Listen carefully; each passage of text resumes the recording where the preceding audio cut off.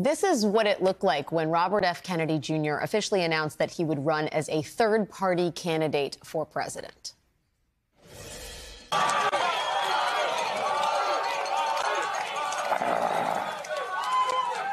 I need my speech.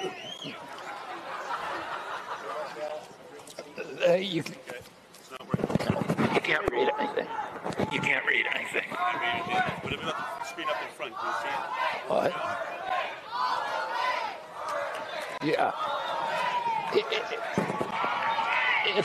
It's upside down. It's upside down. It's upside down. It's upside down. It's upside down. That is how RFK Jr. began his independent bid for the presidency last month.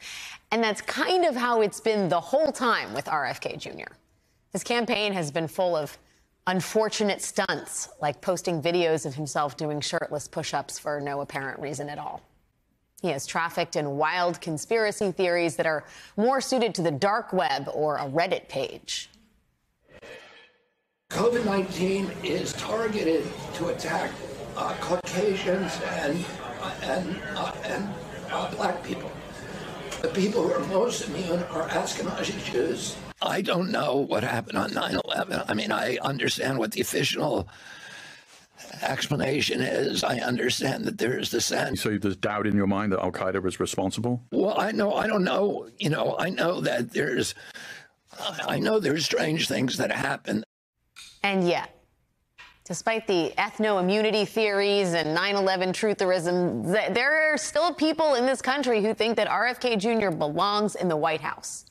This week, the New York Times and Siena College released a poll of 6 key battleground states: Nevada, Georgia, Arizona, Michigan, Pennsylvania, and Wisconsin. It found that in a 3-way race, 24% of registered voters in those swing states picked RFK Jr. 33% chose Joe Biden, 35% chose Donald Trump. Digging a little deeper, that same poll found RFK Jr. beating both Joe Biden and Donald Trump among voters younger than 45. That was most pronounced among Americans aged 18 to 29. Kennedy at 34%, Biden at 30%, and Donald Trump at 29%. Another poll from Quinnipiac found Kennedy getting 22% of the vote in a 3-way race, with Biden receiving 39% and Trump receiving 36%. Now, it is not that voters are all of a sudden true believers that 9/11 was an inside job or that COVID is a government bioweapon. But it does appear that voters, especially young voters, are unhappy with both of the likely nominees here, and that a third-party candidate could have a real shot at disrupting this election. Enough so that the current president of the United States and the former president of the United States could lose a key voting bloc to a shirtless vaccine skeptic.